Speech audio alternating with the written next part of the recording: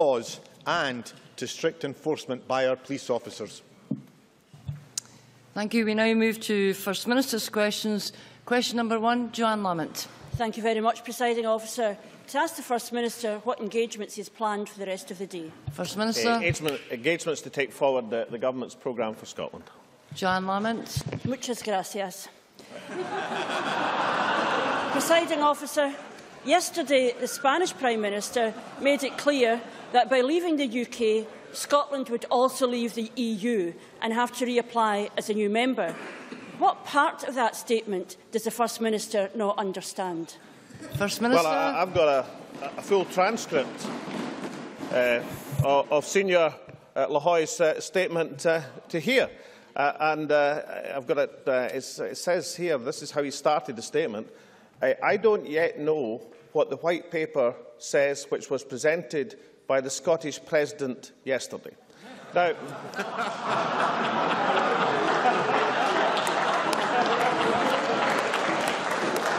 Order. I've got to say, Order. Promotion is always welcome, of course, but I'd like to make it clear, on page 45 of Scotland's Future, we make it absolutely clear Her Majesty the Queen will continue as Head of State of an independent Scotland. Joanne Lamont. I know the First Minister likes to quote selectively, but that takes the biscuit.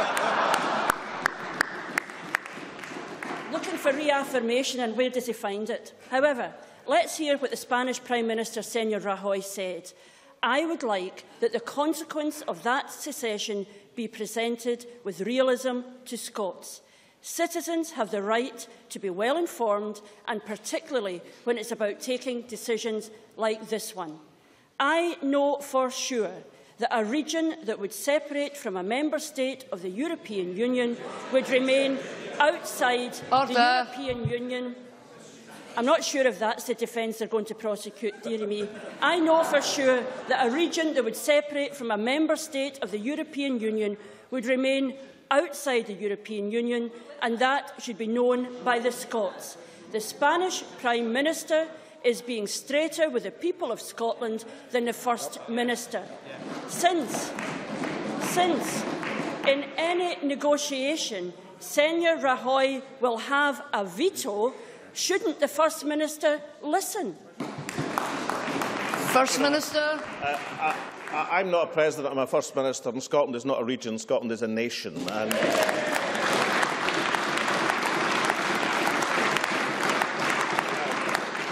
Order. The difference is that Scotland will be negotiating its position from within the European Union. Now, the three questions about that is, can that happen legally? Would it happen? And can the process be completed within the 18 months? I have here a letter from the Head of Unit of the European Commission's Secretariat-General addressing exactly this question.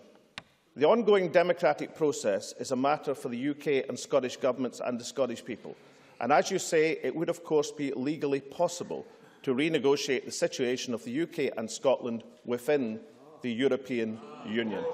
I'll put this in spice so that all members will have the benefit of it. So it can happen legally. Would it happen legally?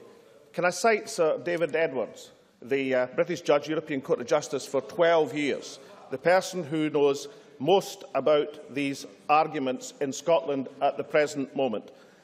In accordance with their obligations, the EU institutions and all the member states, including the UK as existing, would be obliged to enter into negotiations before separation took effect to determine the future relationship within the EU of the separate parts of the former UK and other member states. So, yes, it would happen because the obligation is to do it. And thirdly and crucially,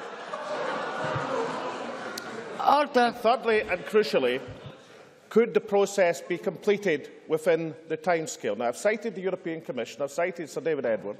Let's cite someone who even the authority of it cannot be questioned by the Better Together parties. And that, of course, is Professor James Crawford, the person who was appointed and paid by the UK government to dispense the legal advice on this matter, and asked specifically this question about the 18-month timetable, said, well, the Scottish estimate is about 18 months and that seems realistic. So if we have the European Commission, the Court of Justice, it's a David Edward Court of Justice, and the person appointed by the UK government to say the timetable is realistic, then I think that is reasonably substantial evidence that Scotland as a nation can negotiate its position to full membership within the European Union. Joanne Lamont. I know what a nation is. The problem is the First Minister doesn't seem to understand what a veto is. It doesn't matter who else you're quoting. If there are 28 states with a veto, then they can use it if they choose to do so. But of course, this is the First Minister who said he had EU legal advice in terms of the debate, which didn't exist in terms of reality. The EU Commission President, Mr Barroso, said Scotland would have to reapply to the EU. Now the Spanish Prime Minister agrees with him. But in Salmond's world, they're wrong. Negotiations, Salmond style. Yesterday, he said, without Scottish electricity, England's lights would go off, like he's Vladimir Putin and the rest of the UK is the Ukraine. What is the First Minister going to turn off in Spain if they insist?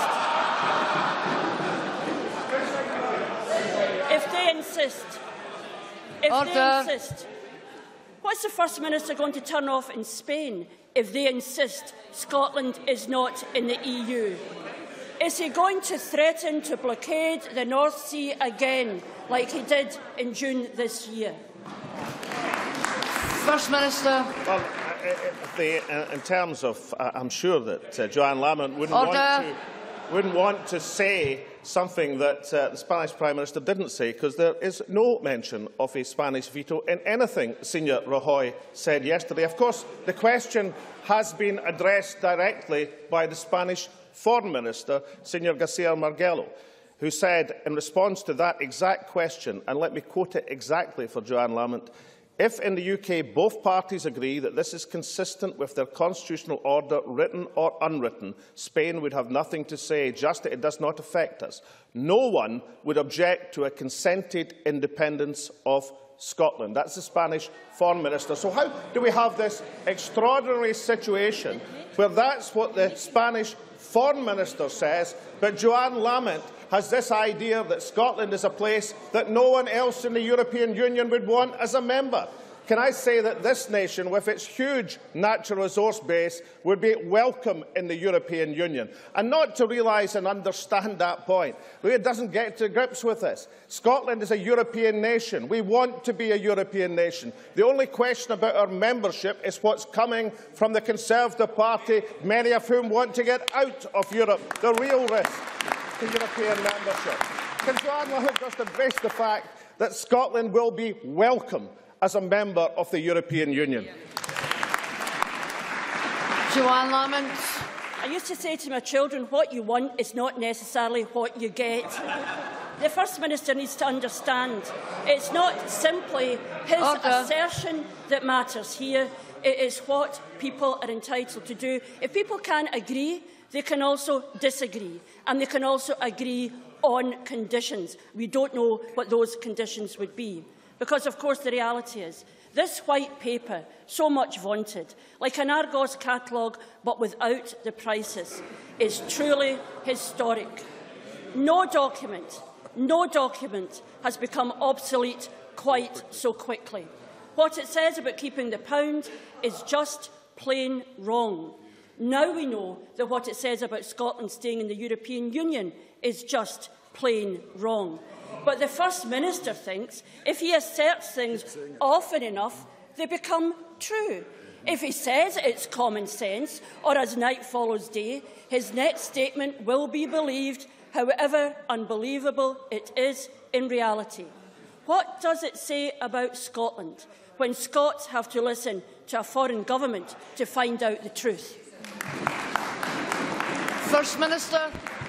In this exchange, I've cited the head of unit of the European Commission to say you could do it legally from within the European Union. I've cited Sir David Edward, British judge, European Court of Justice for 12 years, who says there would be an obligation to have these negotiations.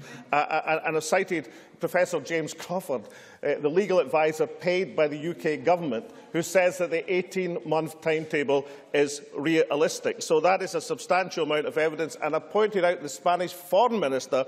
The Spanish Foreign Minister says that no one would object to the consented independence of Scotland. That was the precise reason for having the Edinburgh Agreement in the first place. Now, I heard the one about the catalogue before, because she used it last night. I think it was just before she seemed to suggest that she was going to means-test nursery education under Labour's plans for Scotland. But this question goes to the heart of whether or not the Unionist parties actually believe that Scotland would be a welcome member of the European Union. And we had a definitive answer on that last night from one of the key members of Better Together, Alistair Carmichael.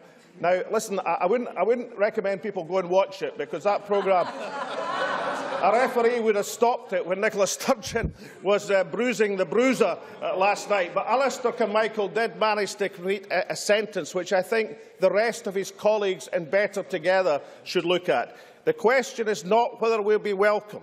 He says we would be welcome. He then goes on to say it's on the terms. Exactly. And I believe, for example, the terms of Scottish membership of the European Union would not allow €1 billion to be taken away from our rural industries, as the UK government has done. Scotland is a European nation.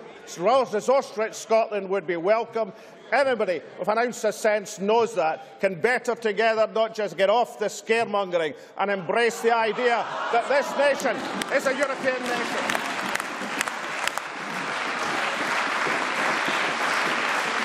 Question number 2, Ruth Davidson. Thank you, Presiding Officer. To ask the First Minister when he'll next meet the Prime Minister. First Minister. No plans, near future.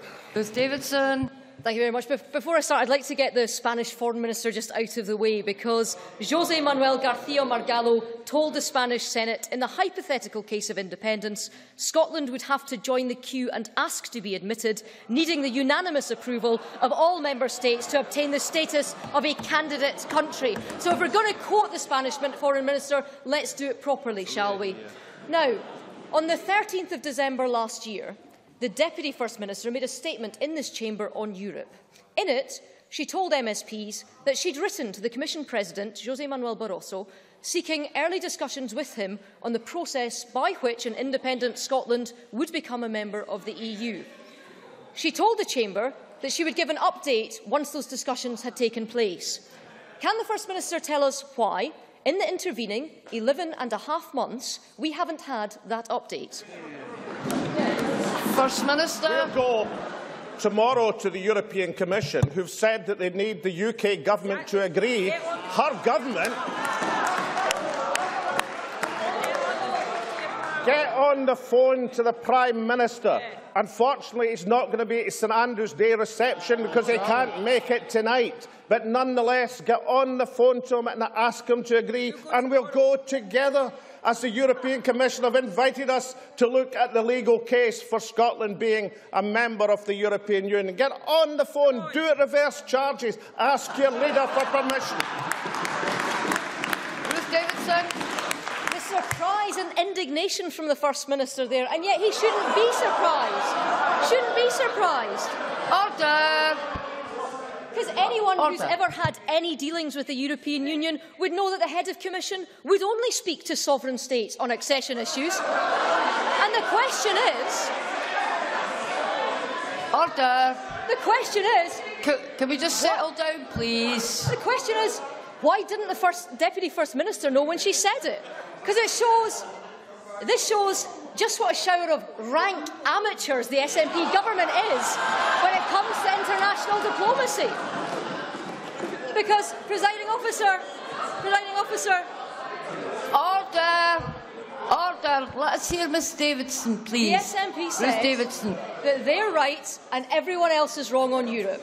They say that the Commission President is wrong when he says that Scotland would have to join the same queue as everybody else. They say that the Spanish Prime Minister is wrong when he says that we would have to join the same queue as everybody else. They say that the foreign ministers of Spain, of Latvia, of Ireland and the Czech Republic are wrong when they say we would have to join the same queue as everybody else. And what the First Minister doesn't understand is that it doesn't matter if he gets 15 member states on board, or 25, 26, or even 27. He needs the governments of every single one of 28 countries to agree to his demands. So does the First Minister think that he's winning friends and influencing people by telling them they're wrong? First Minister.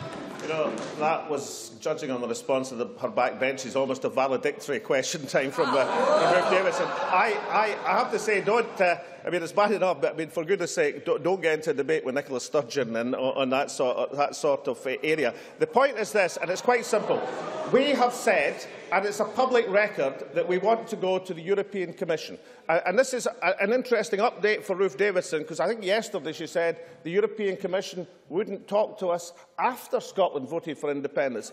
The European Commission are prepared to talk to us now, but they say that they need the permission and we have to go jointly with the UK government. We have said to the UK government, why don't we go jointly? And the UK government, her political party, say they won't pre-negotiate, therefore they won't go. It's no the Spanish veto we've got to worry about. They're not having one. It's the UK government's veto.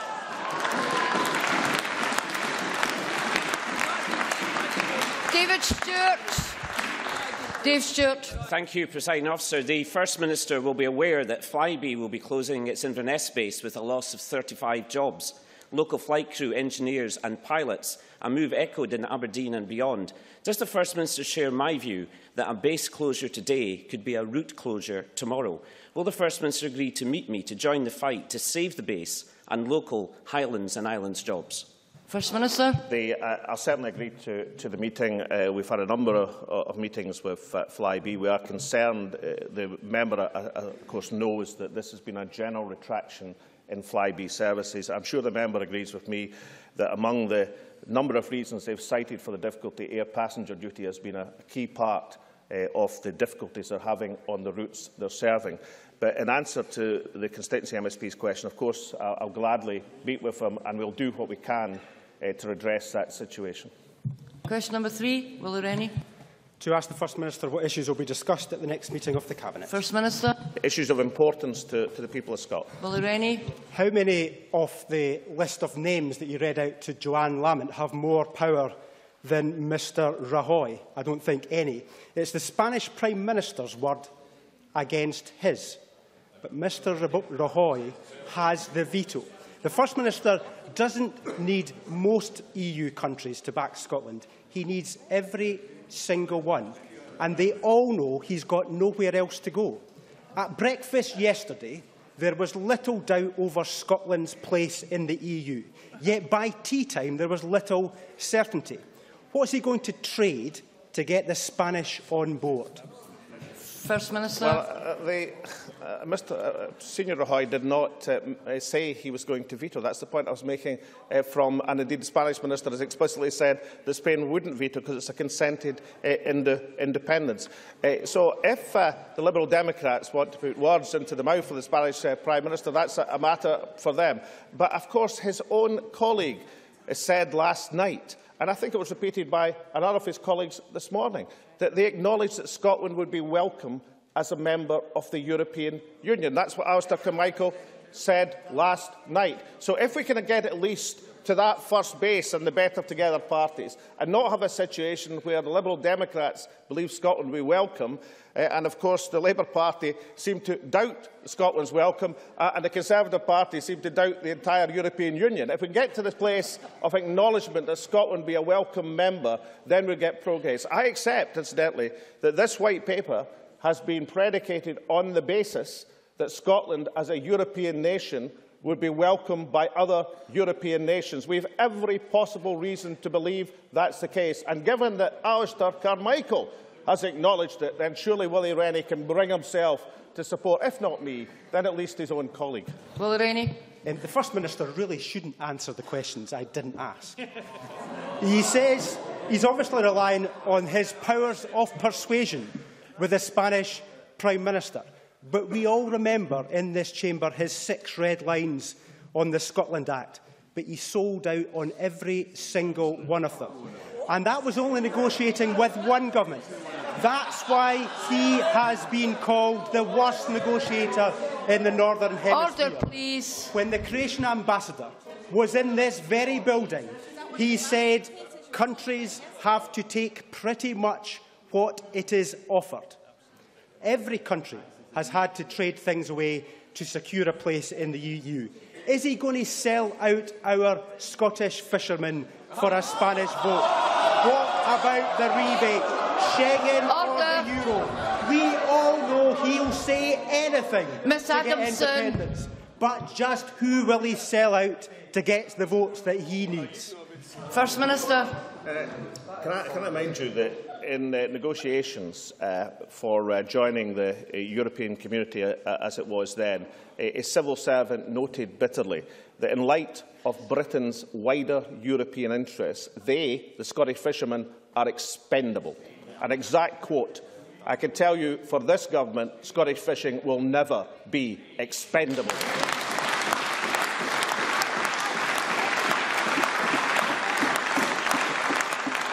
And just as, in case he thinks that's too dated a quote, I see his colleagues sitting behind him. Let's remember that Tavish Scott had to resign from government in this chamber because he didn't think it was fighting for Scottish fishermen. And thirdly, let's also remember the information published by Richard Lochhead, that €1 billion is the cost of British negotiation and attitude to the common agricultural policy. That is the loss to Scottish farmers, even if we were getting the minimum support across the community. Given that evidence on fishing, farming and a range of other issues, it's exactly why this European nation should represent itself at the top table in Europe. Question 4. Christine Graham.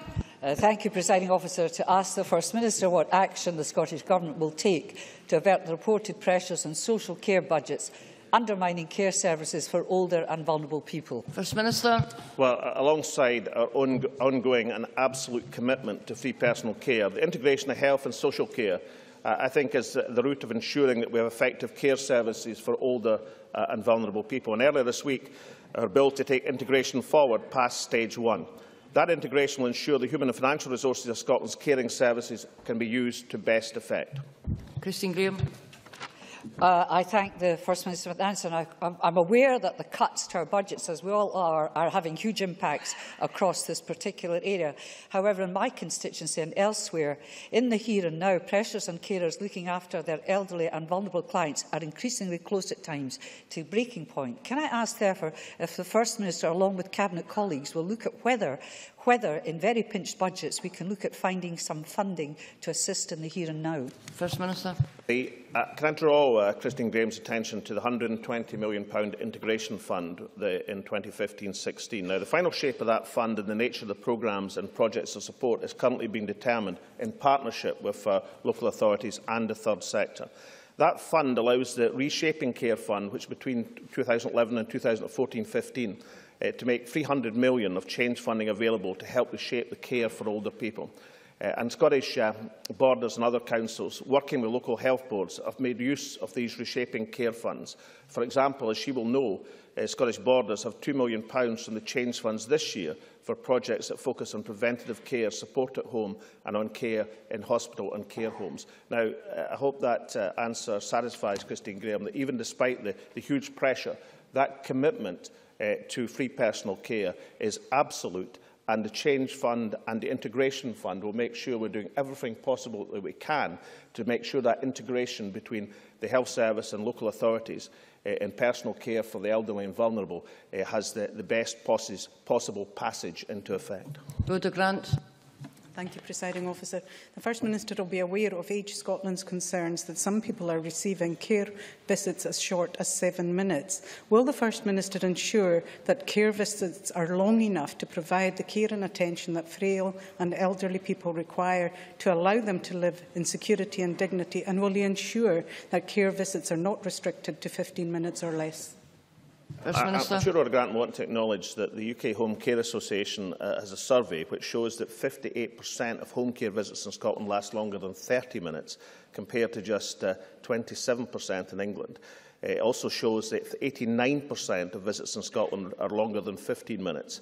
There's a whole range of areas where our performance in Scotland, though not perfect and always capable of vigilance and improvement, is vastly superior to that which is going on elsewhere. And free personal care on these figures on the UK Home Care Association is very much a reality. I share her concern, but I think she should acknowledge that we've done, and the local authorities in particular in Scotland, are pursuing a policy which is substantially better than their colleagues south of the border.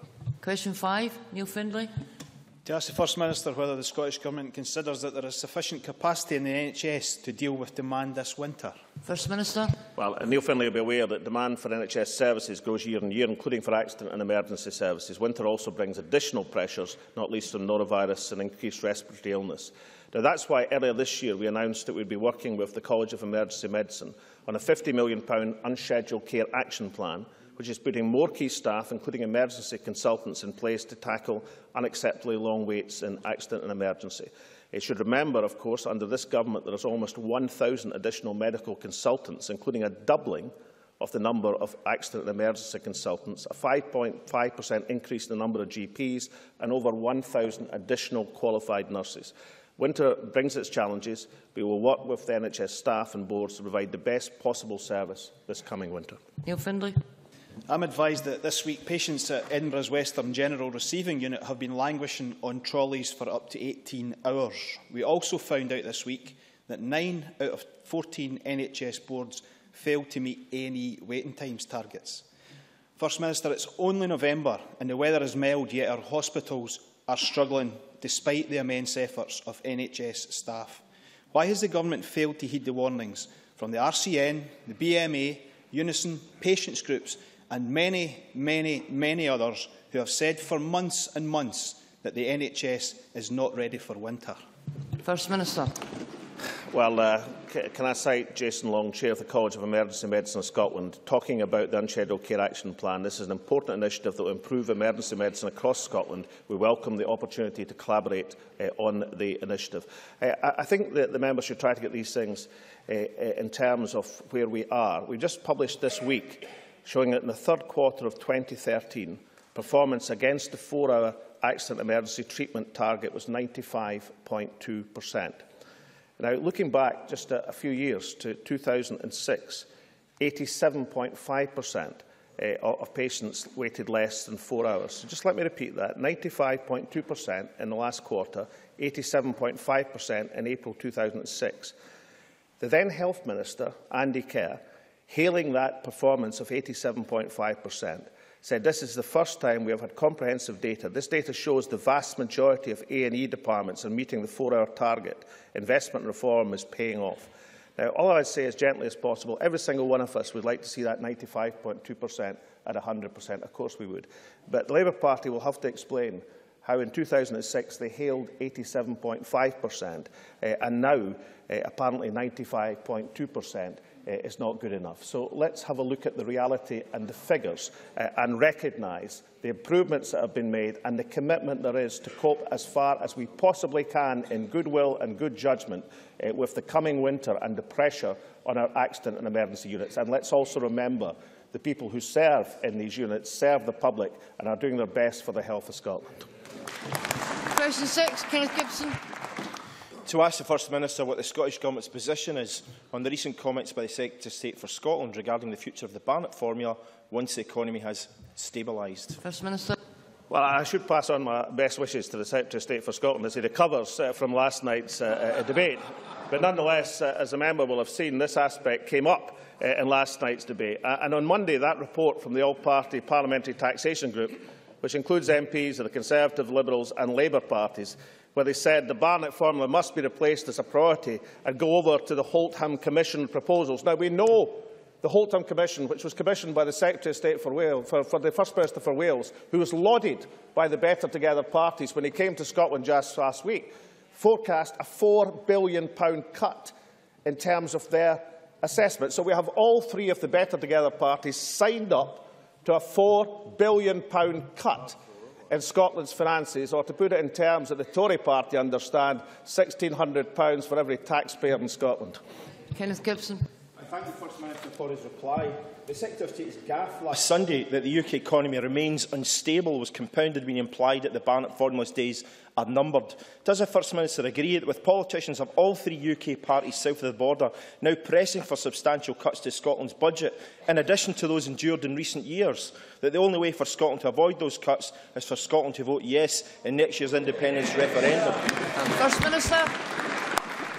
Well, of course, this is where we come to it. These are all three of the Unionist parties, and there's quote after quote that I can cite from the Labour Party, the Conservatives and Liberal Democrats, who are saying scrap the Barnett formula. Now their all-party committee has said what they want to replace it by, and we know that Holtham, because he told us, or the academics concerned told us in the Financial Times, that their estimate was a £4 billion cut in Scotland's finances. See, that's why when we published the White Paper, and we published that enormous detail in Scotland's future, our perspective for an independent Scotland. Let's see from the Unionist parties the reality of what their colleagues are planning in terms of £4 billion cut in Scottish finances.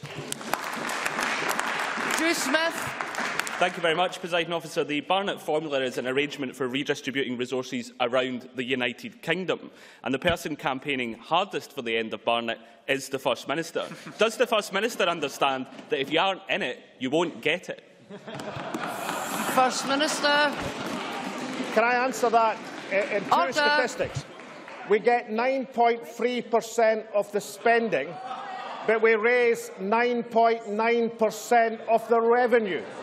9.9% is greater than 9.3%, and it happens to be greater by about £4 billion. Therefore, it would be a good idea if we got control of the revenue as well as the spending. What his colleagues have in mind is cutting the 9.3% to around 8.3%, £4 billion less. To put it in terms as simple as I can for the Labour backbenches, if in the last year we had figures under raising our revenue and taxation, we'd have £4 billion more. Under the plans of the Better Together parties, we'll have £4 billion less. Does that complete the calculation? That ends First Minister's questions. I'm going to allow a short pause to allow members to not participate in the members' debate which follows to leave, and for the public gallery to clear before we do move on to members' business.